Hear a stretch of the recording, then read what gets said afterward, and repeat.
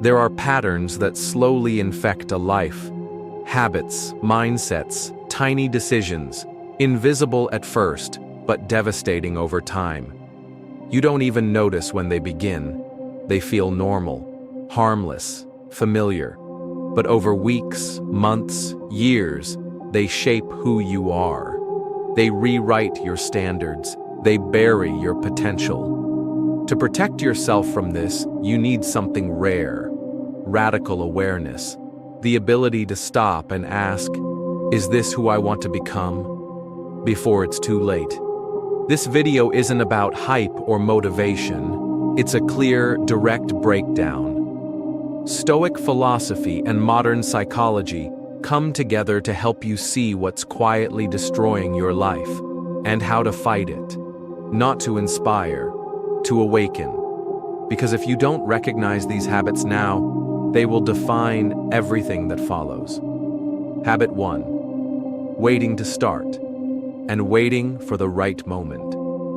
You tell yourself you'll begin soon, maybe later today, maybe tomorrow, after you rest, after you read a bit more, after you feel ready.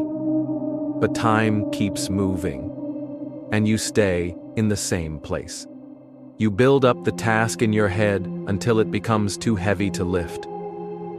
The illusion that there will be a perfect moment, one where you're full of energy, clarity, and drive, is one of the brain's most clever traps. That moment never comes, and the longer you wait for it, the more power you lose. Stoicism teaches us the right moment is always now. Marcus Aurelius said, "You could leave life right now. Let that determine what you do, say, and think." Seneca wrote, "While we postpone, life speeds by." And that's the essence of carpe diem. Not to chase pleasure, but to seize the responsibility of living today as if it matters. Procrastination is not a harmless delay. It's a daily act of self-betrayal. A slow habit of teaching yourself that you cannot be trusted to follow through. Every day you avoid starting, you reinforce powerlessness. So what can you do? First, break big tasks into painfully small steps. Don't think, I have to write a whole chapter. Think, I will open the document. I will write one sentence. Each step should be so easy that resistance has nowhere to hide. Second, act before you feel ready. Don't wait to feel like it. Ask yourself, if I were already the person I want to become, what would I do right now? And then just do that one thing, without debate, without delay. Habit 2. Living through the eyes of others. One of the most exhausting, soul-draining habits is living to meet other people's expectations. You mold yourself to fit in. You shape your words so you won't offend. You dress, act, and speak so that others will approve. You become a mirror, always reflecting what people want to see, but never showing who you are. And this doesn't just drain your energy, it erases your identity. Stoicism is brutally clear. If it's not within your control, it's not your concern. And that includes opinions, perceptions, reactions. You can't control how others see you, but you can control who you are. The need for validation makes you silent when you want to speak.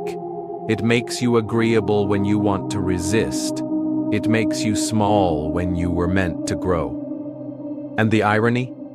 The people whose judgment you fear most will forget about you by tomorrow. But you will still live with the cost. What can you do? Anchor yourself in internal alignment. Respect others, but never betray yourself for their comfort. Be kind, but not submissive. Be clear, even when it costs you approval. Do not hand your soul over to strangers. Ask yourself often, would I still make this choice if no one was watching? That's who you really are. Habit 3. Overconsumption of information. You open your phone. One video turns into 5. One scroll turns into an hour. Your mind is flooded with other people's words, lives, opinions, and noise. You think it's harmless, but it's not. This is how your mental energy gets shredded. Not by catastrophe, but by tiny cuts. You never feel fully focused. You forget what you were doing. You lose the ability to sit with your own thoughts. The Stoics would ask, what are you letting into your mind? Because what enters your mind builds your character. Every scroll, every click, every distraction shapes who you're becoming. Constant stimulation kills reflection. It kills original thought. You don't grow in noise, you grow in stillness. So what should you do? Be radical, ruthless, surgical. Cut out what poisons your clarity. Uninstall what you don't need. Leave platforms. Create intentional silence. Start practicing information detoxes. 1 day a week. No social media, no news, no input. Just your thoughts, your work, your breath. Protect your attention like it's your life, because it is.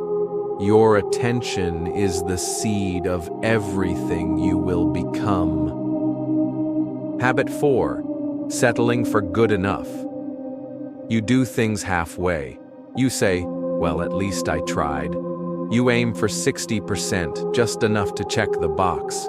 You tell yourself it's okay, but deep down, you feel the emptiness of underliving your potential. Stoicism demands excellence, not perfection, but integrity.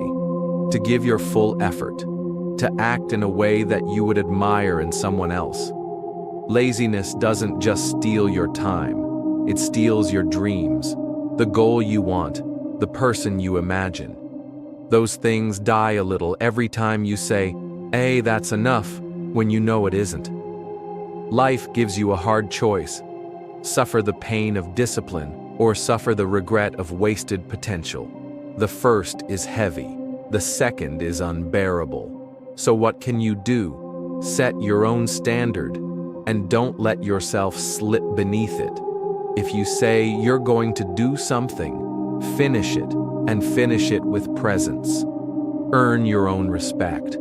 The person you're becoming is not built in bursts of motivation. They're built in the small, invisible moments when you choose to finish strong instead of cutting corners.